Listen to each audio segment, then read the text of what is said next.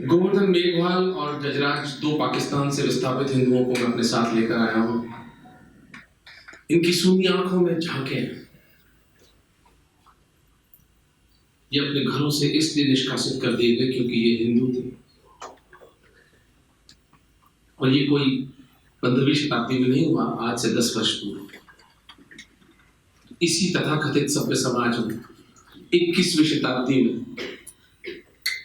1 करोड़ हिंदू पाकिस्तान में पशुओं का सा जीवन जी रहे हैं। जब हम यहाँ पर थीम पार्टियां, क्रिकेट में सट्टे और बॉलीवुड की पिक्चरें देखकर अपने खोखले जीवन जी रहे हैं। कोई समाज जो अपने अभिन्न अंग को इस तरह मरने के लिए, भुगतने के लिए छोड़ देता है, वो स्वयं भी जीवित नहीं रहता। उर्दू से घृणा करता हूँ क्योंकि उर्दू मेरे हत्यारों की भाषा है, मेरे पुरखों के हत्यारों की भाषा है। प्रयास करता हूँ कि अपनी भाषा में उर्दू का कम से कम प्रयोग करूँ, लेकिन कभी कभी सत्य प्रकट करने के लिए किसी भी भाषा का सहारा लेना पड़ता है। मैं आज जद में हूं। जद कहते हैं रेंज को। कभी कहता है मैं आज जद में हूं तो खुश गुमान न हो, चराग सबके बुझेंगे, हवा किसी की नहीं। ये आग जो आज पाकिस्तानी हिंदुओं के घर को जला रही, ये कल हमारे घरों में पहुंचेगी। इतिहास पर बात करते हैं। मेरी आजीविका सर्जरी करके कमाता हूँ। एक सर्जन हूँ, नाक कान गले का ENT सर्जन हूँ। हॉस्पिटल है जयपुर में मेरा। लगभग 3 वर्ष पूर्व मुझे पता चला कि मैं राजस्थान में रहता हूँ, तो राजस्थान में मैं सोचता हूँ जाति से चारण हूँ। चारणों का काम होता था राजपूतों की रिकॉर्ड कीपिंग, राजपूतों को युद्ध के समय उकसाना, उनके स्मरण कराना और उनकी स्त्रियों को साका और जौहर के लिए प्रेरणा देना और अंत में सर पर केसरिया बांधकर अपने राजपूत मित्रों के साथ वीर गति को प्राप्त हो जाना। कृपा करके कभी किसी हिंदू या सिख को शहीद ना कहें। शहीद एक पर्शियन वर्ड है जिसका अर्थ होता है कि जो इस्लाम के रास्ते में मरा वो शहीद कहलाता है। जब भी हम किसी हिंदू सैनिक को या सरदार सैनिक को शहीद कहते हैं, हम ये इम्प्लाई करते हैं कि वो मुसलमान है, जबकि वो बेचारा जिंदगी भर बालाजी को ढूंढता रहा है। इसलिए अपने जीवन से शहीद नाम के शब्द का टोटली निषेध कर दें। तो मुझे ट्वीट मिलता है कि महाराणा प्रताप का जो असली युद्ध था वो था दिवेर का युद्ध। अब मैं 54 साल का हो चुका हूँ, उस वक्त मैं 51 साल का था। मैं तो कभी दिवेर का नाम नहीं सुना। हल्दी घाटी का युद्ध सभी सुनते हैं। तो गए देखने दिवेर में, और जब हम गाड़ी से गए तो वहां देखा तो वहां बाकायदा उसका प्रमाण मौजूद है। वहां पर राजस्थान गवर्नमेंट ने एक स्मारक भी बना रखा है। वहां सतियों का चूड़ा है जहां पर स्त्रियों ने आत्मदाह किया अपने पतियों के शवों के साथ में। वो स्थान है जहां बहलोन खां का प्रताप ने वध किया। अगर आर्कियोलॉजिकल एविडेंस वहां पर खोजा जाए तो मैं मानता हूं कि वहां पर वो शस्त्र वस्त्र और वो जानवरों की हड्डियां भी मिलेंगी, अस्थियां मिलेंगी। तो उसके बाद जेम्स टॉड और श्यामलदास जी ददवाड़िया का लिखा हुआ वीर विनोद मैंने पढ़ना आरंभ किया, और मेरी कितनी सारी मान्यताएं ध्वस्त हुई इस इतिहास को पढ़ने में। तो मैंने कहा जब ये बात मुझ जैसे एक साधारण एक हिंदू को, मैं अपने आप को थोड़ा सा जागृत हिंदू मानता हूँ, अहंकार से नहीं सूचना से कह रहा हूँ कि मैं अपने आप को एक अवेकन हिंदू मानता था। मैंने कहा अगर इतिहास के बारे में मेरा ये बोध है तो एक साधारण हिंदू का बोध तो क्या होगा। इसलिए मैंने एक पुस्तक लिखी जिसका नाम है Maharana A Thousand Year War for Dharma। Maharana 1,000 वर्षों का धर्म युद्ध। एक प्रश्न पूछता हूं आपसे, यहाँ इतिहास के टीचर्स हैं? इतिहास पढ़ाने वाले टीचर्स भी तो होंगे। राइट मैम, अब आपकी क्लास लगेगी। अगर हम भारत के उपमहाद्वीप में हिंदू मुस्लिम संघर्ष की बात करें तो कौन से 3 हिंदू राजाओं के नाम आपके चित्त में इमीडिएटली आते हैं?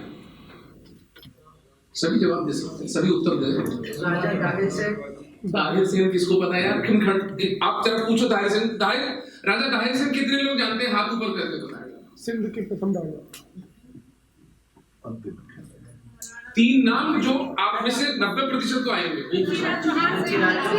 महाराणा प्रताप सिंह। महाराणा प्रताप सिंह को सब जानते हैं, कोई जानता है? हाथ खड़ा कर दे जो नहीं जानता। दूसरे छत्रपति शिवाजी महाराज, सब जानते हैं। तीसरा मैं बता देता हूँ, गुरु गोविंद सिंह जी महाराज। ठीक है। तो प्यारे सनातनियों, मेरे प्यारे अध्यापकों, ये तीनों 16वीं और 15वीं शताब्दी में हुए, राइट? जबकि छत्रपति शिवाजी महाराज और श्री गुरु गोविंद सिंह जी महाराज तो 17वीं शताब्दी में हुए। अब आता है प्रसंग इन सज्जन का। भारत पर पहला इस्लामी आक्रमण कब हुआ था और किसने किया था? सर, ताहिर सेन का नाम लिया था ना हमने। ताहिर सेन पर पहला इस्लामी आक्रमण हुआ था सन 712 ईस्वी में मोहम्मद बिन कासिम के द्वारा। अब आपके सामने में जितना बड़ा ये स्क्रीन है ना, इतना बड़ा एक दर्पण रख रहा हूं, उसमें अपना प्रतिछाया देखिएगा। हिंदुओं का इतिहास बोध भारत के अंदर हिंदू मुस्लिम संघर्ष पर कहां शुरू होता है? 16वीं और 17वीं शताब्दी में। और भारत पर पहला इस्लामी आक्रमण कब होता है? 8वीं शताब्दी में। सोच के घबराहट नहीं होती है? 800 वर्ष के कालखंड का इतिहास पर ब्लैकआउट हुआ है। आपको पता है ललितादित्य मुक्तापीड़ कौन थे? बापा रावल कौन थे? रावल खुमाण कौन थे? रावल जैत सिंह कौन थे? रावल अल्हड़ कौन थे? मूल राजा कौन थे? भीम राजा कौन था? नागभट्ट कौन थे? आसाम के अहोम कौन थे? आंध्र के काकातिया कौन थे? कर्नाटक के गौड़ा, उड़ीसा का नंदवंश, बंगाल के राजा, पल्लव, चोल, प्रतिहार, गुजरात के सोलंकी। ये जीते जागते लोग थे हमारे जैसे। इनको भी अपना जीवन उतना ही प्यारा था, लेकिन ये मुसलमानों से भिड़ गए। इनको सेक्युलरिज्म का कोई बीमारी नहीं थी। और इन महापुरुषों के कारण, इन देव पुरुषों के कारण आज हम अपने सर पर तिलक धारण करते हैं और हमारी स्त्रियां खुले सरियां बैठी हैं, वरना ये भी टेंट हाउस बन चुकी होती।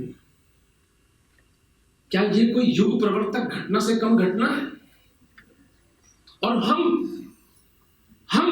कृतज्ञ लोग, हम कृतज्ञ समाज उन बलिदानों की कैटेगरी, उन बलिदानों की इंटेंसिटी तो छोड़े आप, उनके नाम हमें नहीं पता है। और जिन मलेच्छ इतिहासकारों ने ये काम किया, वो इस देश में 5 स्टार होटलों में ठहरते हैं, फर्स्ट क्लास एयर ट्रैवल करते हैं, शाम को स्वच्छ विक्सियां पीते हैं और अय्याशियां करते हैं हमारे पैसे पर। ये कैसा अंधा समाज है हमारा? ये कैसी रुग्ण दशा है हमारी? किस भविष्य की कामना कर रहे हैं हम? कौन सा भविष्य मिलेगा अगर हम अपने पुरखों को भुलाकर बैठे हैं? ये पुस्तक उस दिशा में एक लघु प्रयास है। गूगल करें आप, मोहम्मद बिन तुगलक या फिर तुगलक डायनेस्टी का रूल, अभी गूगल कर लें अपने फोन पर, आपको ये नक्शा मिलेगा। अगर इस नक्शे को देखें तो आपको लगता है बाप रे बाप, ये तो एक उड़ीसा का थोड़ा सा भाग है, थोड़ा सा भाग मध्य प्रदेश का, थोड़ा बिहार का छोड़ दे तो पूरे भारतवर्ष पर तुगलकों का कब्जा है। इन सब में सबसे जो इनका प्रतापी राजा हुआ, जिसको कि हमारी कहावतों में भी लिया जाता है, मोहम्मद बिन तुगलक। 1336 ईस्वी में मोहम्मद बिन तुगलक को सिंगोली के युद्ध में महाराणा हमीर सिंह मेवाड़ के पराजित करते हैं और कुत्ते की तरह 6 महीने अपने चित्तौड़ में कैद करके रखते हैं। आपने महाराणा हमीर सिंह का नाम सुना है? क्या कोई है जिसने महाराणा हमीर सिंह का नाम सुना? जब 6 महीने कैद कर लिया, उसके बाद में इस दिल्ली के सुल्तान ने सुजरेनिटी राइट्स दिए हमीर को, जो कि एक रिटन डॉक्यूमेंट है, सिंध से लेकर मालवा तक, और यहां बयाना से लेकर गुजरात तक ये पार्ट हमीर सिंह जी के कब्जे में था। कोई नहीं बताता हूं।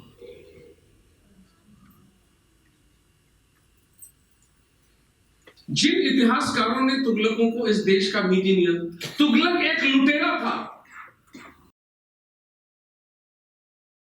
इनके पास इनके टिड्डी दल की तरह आते थे, कम लाइक लोकस्ट्स। हिंदू समाज एक सभ्य समाज था। हमारे रूल्स ऑफ कॉम्बैट थे, जनरल साहब बता देंगे आपको। रात को नहीं लड़ना है, स्त्रियों पर आक्रमण नहीं करना है, छल से आक्रमण नहीं करना है। वो सब के सब इस्लामी आक्रांताओं ने वायलेट किए। उसके उपरांत भी इनको हमारे यशस्वी पुरखों ने पराजित किया। और यही शूल की तरह वामपंथ के सीने में गड़ता हुआ भाला है कि यार अरब इस्लाम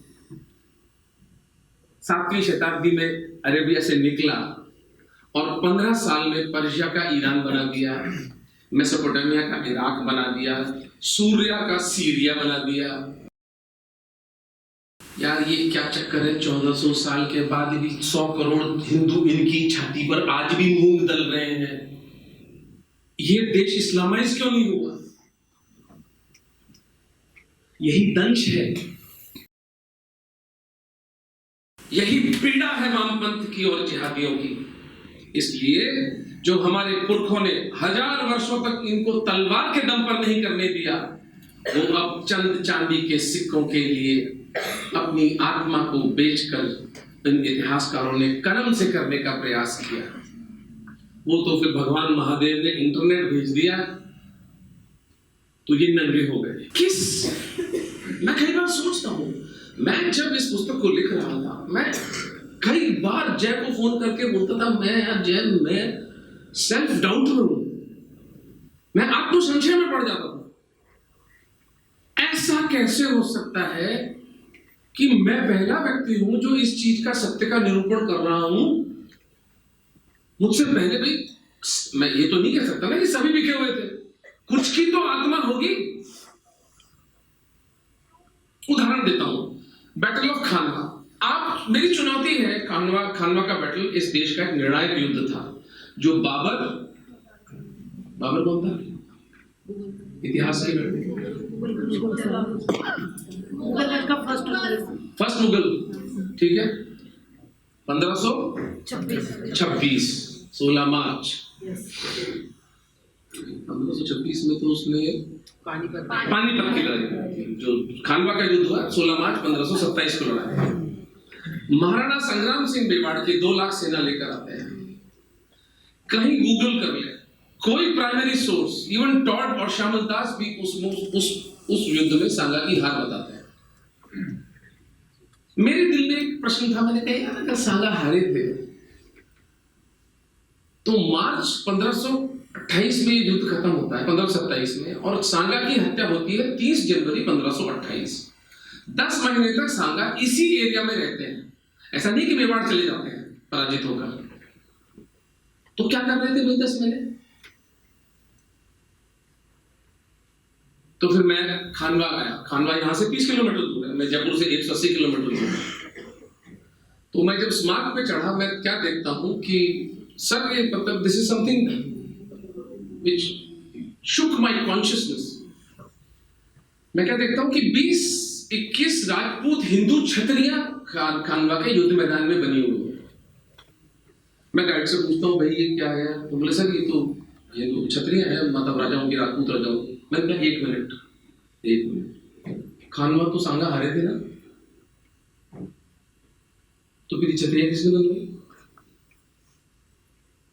हिंदू स्टाइल की छतरियां जब राजा हार गया, हिंदू राजा, किसने बनाई थी? इसका मतलब समझ रहे हैं आप लोग? इस देश के जो मक्कार इतिहासकार हैं उनमें से कोई कभी खानवा गया ही नहीं था। जिसका पेशा है ये, जिसका क्राफ्ट है हिस्ट्री राइटिंग,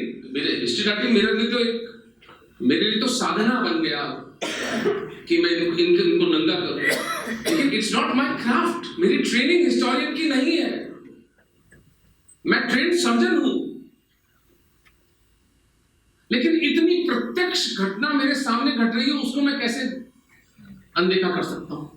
इसके बाद तो खैर मैंने 8 ऐसे प्रमाण निकाले हैं जो इस पुस्तक में मैंने लिखे हैं कि battle of Khanwa was one by Maharana संग्राम सिंह ऑफ मेवाड़।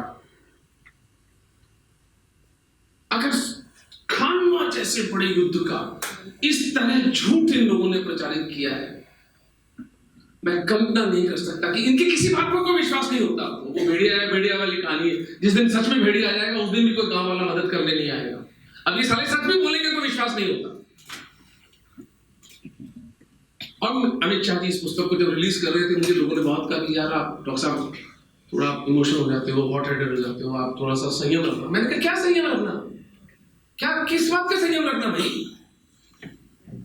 हमारे पुरखों के इतिहास को इस तरह से मिटा डाला गया और मैं संयम रखूं?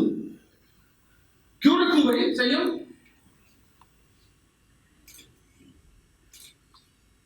मैं आपको एक यात्रा पर लेकर चलता हूं।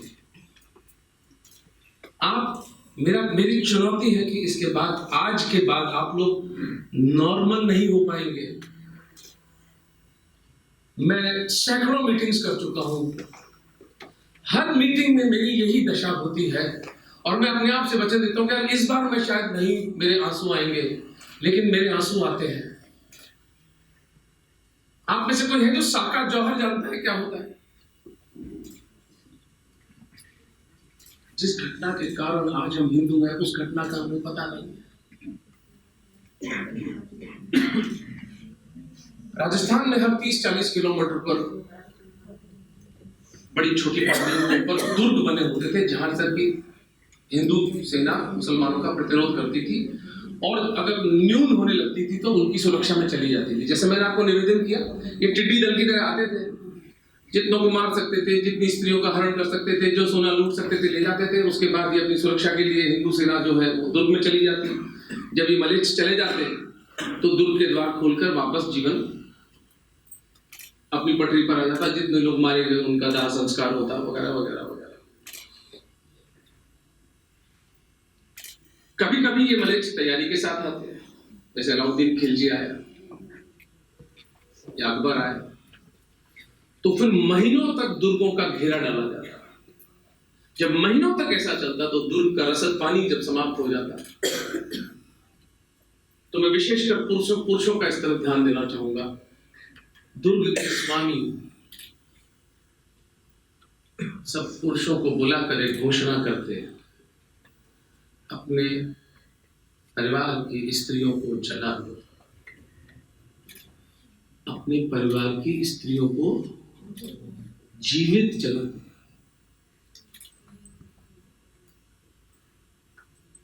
कभी उंगली जली है गैस तो?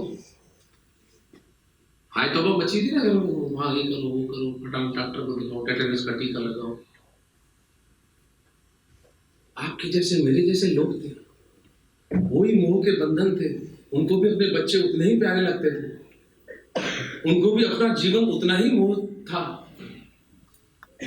लेकिन सामने चुनाव ये था कि या तो मुसलमान बनो और या साका जौहर। क्या विलक्षण लोग थे। ये आज जो हमारे तथाकथित राजनेता तलवे चाटते हैं, इनके हमारे यशस्वी पुरखों ने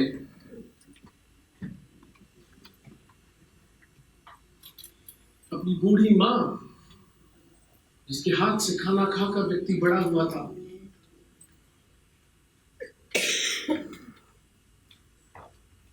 उसको जिंदा चिता पर बिठा दिया।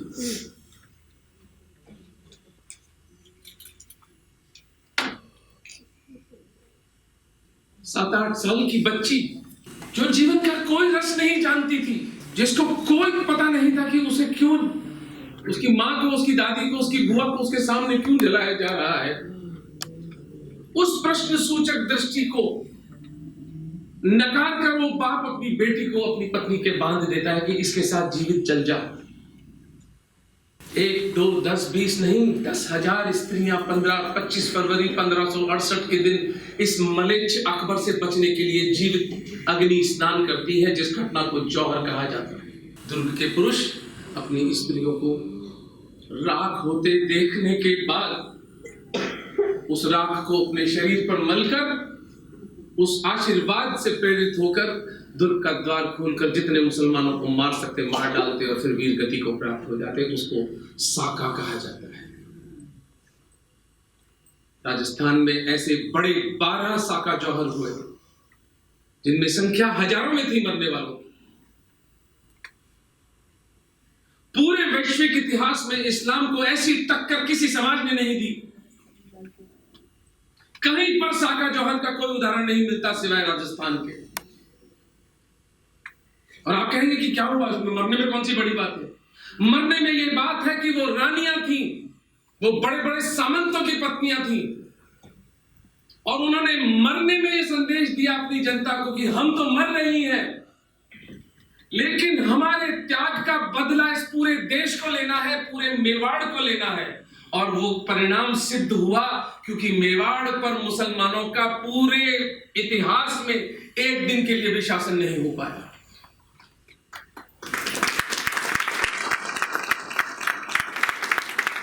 स्वतंत्रता और धर्म मूल्य मांगते हैं। मैं अभी जम्मू जाकर आया हूं, मैंने लिखा भी था उसके ऊपर। मुझे पहली बार अनुभव हुआ कि सिक्योरिटी स्टेट कैसे काम करती है, होती क्या है सिक्योरिटी, दहशत क्या होती है। आई थिंक समय है वो वीडियो चलाओ, साका जौहर वाला। सदियों से आक्रांताओं द्वारा साधारण हिंदुओं की हत्याएं व बलात्कार अकारण नहीं थे। यह एक मनोवैज्ञानिक चाल थी समाज में भय व्याप्त करने की। भय जिसे उर्दू में दहशत भी कहते हैं। भय एक सम्मोहन जैसा होता है, एक ऐसा सम्मोहन जिसमें व्यक्ति समाज केवल जीवित रहने की सोचता है। इसलिए इस सम्मोहन से स्मृति का विस्मरण हो जाता है और स्मृति का नाश होने से बुद्धि का भी नाश हो जाता है।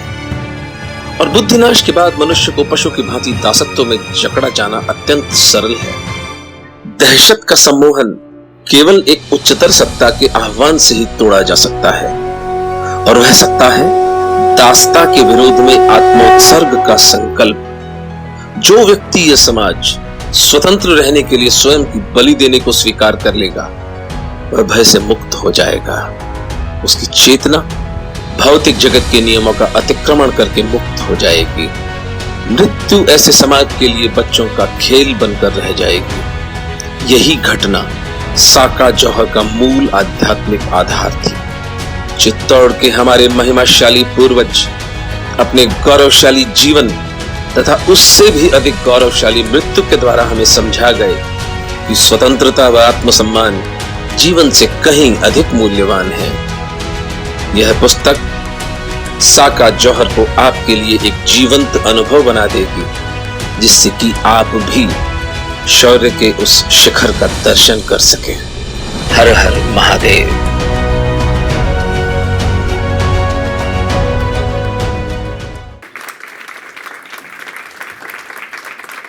ऐसे विलक्षण पुरखों के देश में ऐसे घटिया नेता भी हुए जिन्होंने कहा कि अहिंसा एक निरपेक्ष सिद्धांत है। तुम्हारी बहन बेटी का शील भंग कर ले तो भी तुम अहिंसा से चिपके रहना। इसी देश में साका जौहर भी हुआ, और इसी देश में ऐसे घटिया लोग इस देश के नीति नियंता भी बने। इनके लिए कवि कहता है, युद्ध नहीं जिनके जीवन में।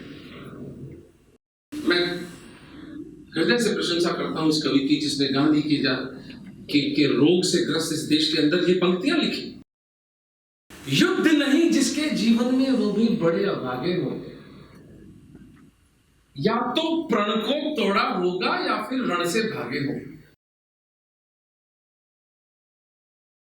युद्ध से पीठ दिखाने का विचार कहां से आता है?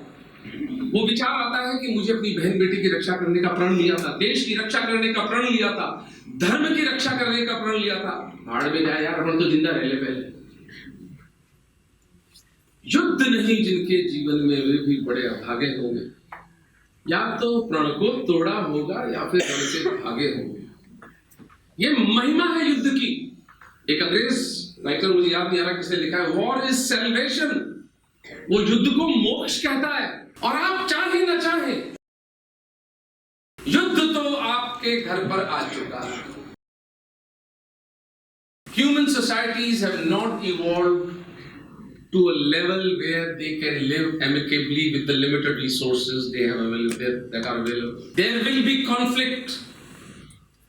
Conflict is a reality of human society.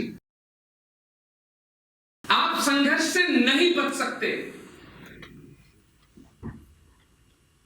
आपका चुनाव केवल इस पर है कि घुटनों के बल चल के जाएंगी या एड़ियों के बल। हिंदू समाज अगर इन पुरखों से प्रेरणा लेगा तो एड़ियों के बल चल कर जाएगा। और बहुत अधिक संभावना है कि हम जैसे लोग युद्ध करते हुए वीर गति को प्राप्त हो तो स्वयं महाराणा प्रताप हमें स्वीकार करने के लिए। और अगर घुटनों पे गए तो कौन लेने आएगा? कारण का कोई सम्मान नहीं होता, न जीवन में न मृत्यु में। इसलिए एक और कवि की पंक्ति याद आती है, बड़ी प्रासंगिक है, बहुत सशक्त। जब प्रताप को या सांगा को या बापा रावल को किसी ने कहा होगा कि आप मुसलमानों से समझौता कर ले, तो क्या उत्तर दिया होगा उन्होंने? कवि कहता है, जब नाव जल में छोड़ दी, तूफान में ही मोड़ दी, दे दी चुनौती सिंधु को, फिर धार क्या मझधार क्या। मरना लिया जब ठान ही, है मृत्यु जब वरदान ही, जब रण क्षेत्र में आ गए, फिर हार क्या फिर जीत क्या। संसार का पीपी गरल कहते हैं विष को। संसार का पीपी गरल जब कर लिया खुद को सरल, भगवान शंकर हो गए, फिर राख क्या श्रृंगार क्या।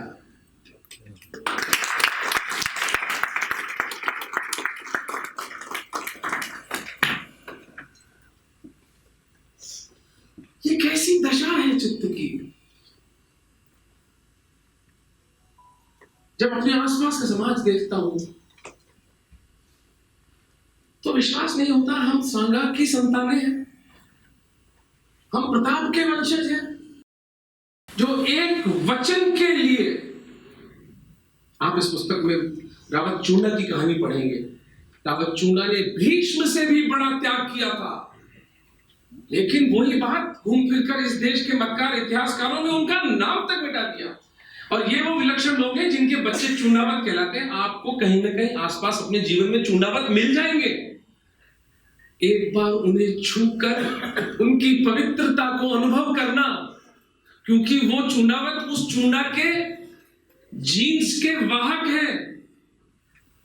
जिस व्यक्ति ने अपने पिता महाराणा लक्ष्य सिंह लाखा के लिए, जब जोधपुर की राजकुमारी का उनके लिए प्रपोजल आया तो चूंडा के लिए था, लेकिन लाखा ने विनोद में कहा कि अब मेरी दाढ़ी को मेरे लिए थोड़ी नारियल लेकर आया हूं, चूंडा शिकार पे गया है, जब लौटेगा तो उससे बात करवा दूंगा।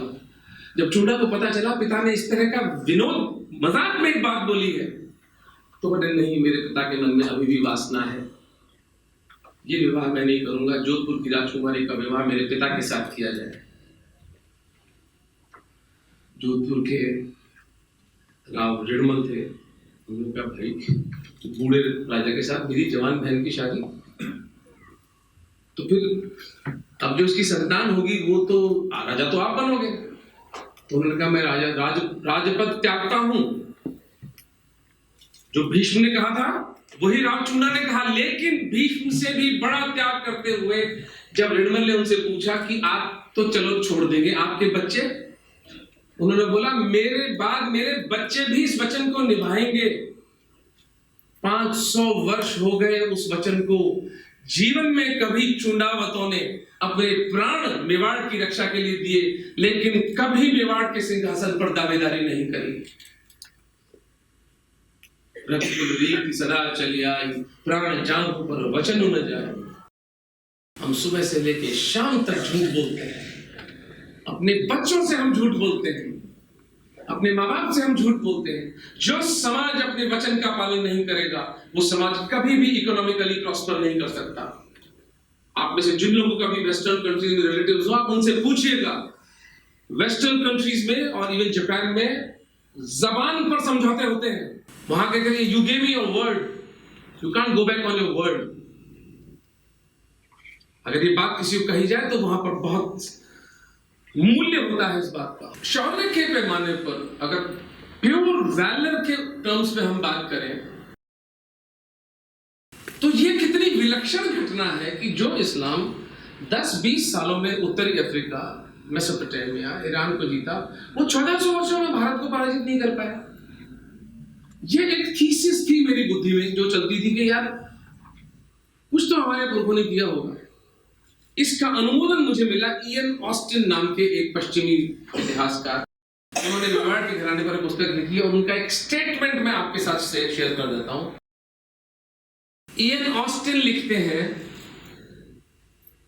अगर बापा रावल खुमाण और महाराणा प्रताप ये 3 सिसोदिया राजा नहीं होते तो पूरा विश्व इस्लामाइज हो गया होता। हम मतलब समझते हैं इस स्टेटमेंट का? पूरा विश्व इस्लामाइज हो गया होता, पूरा विश्व एक अज्ञान के अंधेरे में घिर चुका होता। ये 3 लोग नहीं होते तो। ये मैंने ब्रिटिश हिस्टोरियन इयन ऑस्टिन लिखता है। और इस युग प्रवर्तक घटना से स्वयं हिंदू अनभिज्ञ है। एक अंग्रेज आकर लिखकर चला गया, हमें नहीं पता, क्योंकि हमें 3 BHK से 4 BHK में जाना है, पड़ोसी की गाड़ी से बड़ी गाड़ी खरीदनी है, बेटी की शादी एक IAS अफसर से करनी है, बेटे को येल यूनिवर्सिटी में। मैं कहता हूं ये सब साध्य है, ये सब करने योग्य काम है। लेकिन अगर हमें यही नहीं पता कि हमारे पुरखे कौन थे, अगर जिस समाज में हम घूम रहे हैं इसी समाज में आपका बेटा जब अमेरिका जाएगा तो हवाई जहाज में बैठेगा ना, या सुपरमैन की तरह जाएगा? हवाई जहाज में बैठेगा, उसमें कुछ 10-20 सरफिरे बैठे हों और उस हवाई जहाज को उड़ा दे, कर लीजिए साधना हो गई पूरी। किस मुगालते में हिंदू समाज जी रहा है? चारों तरफ मौत का तांडव हो रहा है। सूटकेस में बच्चियां मिल रही हैं मक्खियों की तरह, मक्खियों की तरह वो हिंदू लड़कियों को मार रहे हैं। हम समोसे खा रहे हैं, हम कह रहे हैं मोदी जी का मांस नोट लेंगे। मोदी जी को हमने वोट दिया था 5 साल में एक बार जाकर के, बहुत मेहनत की थी हमने, वहां गए थे, वहां जाकर के उंगली को इंक लगवाई थी। अब मोदी जी बचाए हमारे को। तब तो फिर प्रताप के साथ भीड़ क्यों आए थे? समाज का शत्रुबोध कहां है? या हमने ये ठान लिया कोई शत्रु है ही नहीं, ऑल इज हंकी डोरी, तो फिर ठीक है, चिराग सबके बुझेंगे, हवा किसी की नहीं। लेकिन क्या हम मीर के, सांगा के, प्रताप के वंशज इतने अंधे हो सकते हैं? ये प्रश्न हमें अपने आप से पूछना पड़ेगा। और जो इतना बड़ा दर्पण मैं आपके सामने खड़ा कर रहा हूं उसके अंदर आपको झांकना होगा।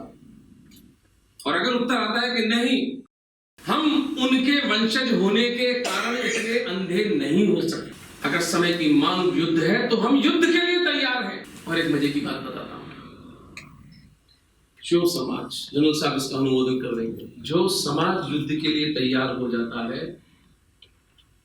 उसको युद्ध नहीं करना पड़ता।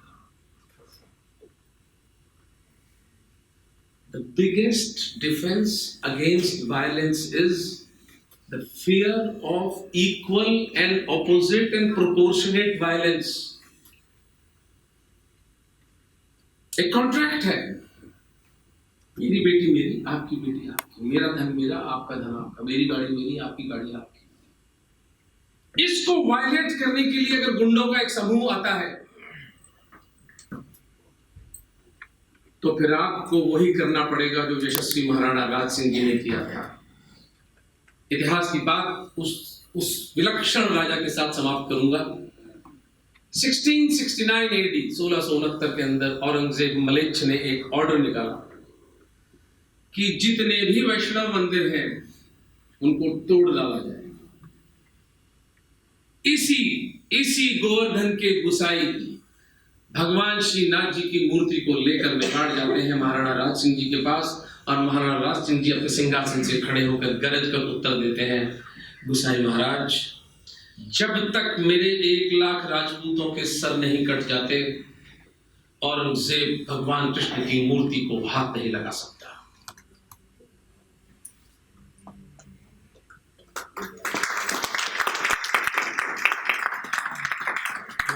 पौरुष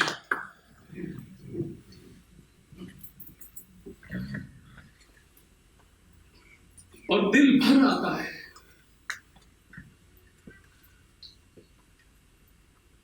भावों का एक अतिरेक पकड़ता है। राज सिंह जी की तो शायद हम एक प्रतिमा लगाकर उनका सम्मान भी कर देंगे, राज सिंह जी का तो नाम अमर हुआ, लेकिन वो 1,00,000 राजपूत उस युद्ध में वाकई मरे।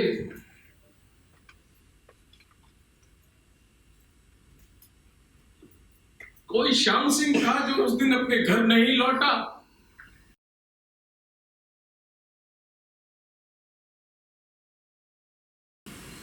कोई प्रताप सिंह था, इसकी पत्नी उस दिन विधवा हुई।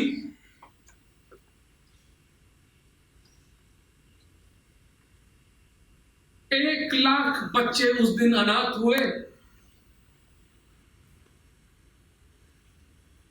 तब आज जिस नाथ द्वारा के जाके आप ये बड़ी बड़े तिलक लगा कर बैठते हो, वो मूर्ति भगवान कृष्ण की बचाई गई। 1,00,000 राजपूतों ने अपने सर दिए।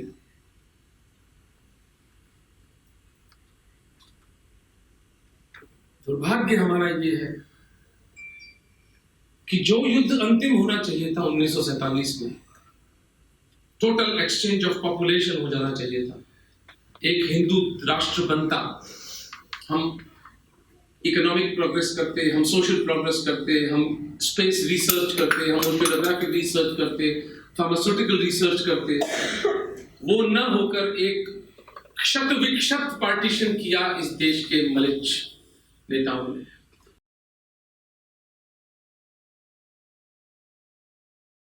अब उसका मूल्य हमें चुकाना पड़ेगा। मेरी महादेव से केवल एक प्रार्थना है, हमारी पीढ़ी को मूल्य चुका दे, क्योंकि मैं अच्छी तरह भली भांति वानप्रस्थ में जा चुका हूं, और जो यहाँ 50 वर्ष से ऊपर है वो भी कान खोल कर सुन ले, टीबी, कैंसर या किसी बीमारी से मरेंगे, अमर कोई नहीं आया है। अगर अपने बच्चों को जीवित, सुरक्षित और संवर्धित देखना चाहते हो तो इस युद्ध में झोंकने के लिए अपने आप को तैयार हो जाओ। और युद्ध आ चुका है। जिसके पास आंख है देखने की, जिसकी बुद्धि है प्रतिपादन करने की, वो देख रहा है कि युद्ध आ चुका है। उस युद्ध की तैयारी का आह्वान करते हुए मैं अपनी बात समाप्त करता हूं। पाकिस्तान के जो विलक्षण हिंदू हैं,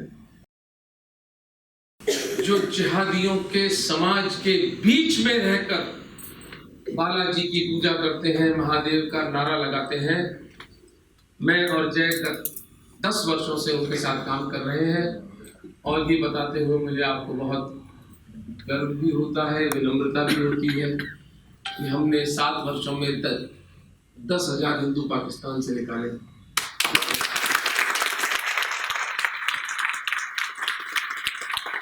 और 4,000 की हमने नागरिकता करवाई है।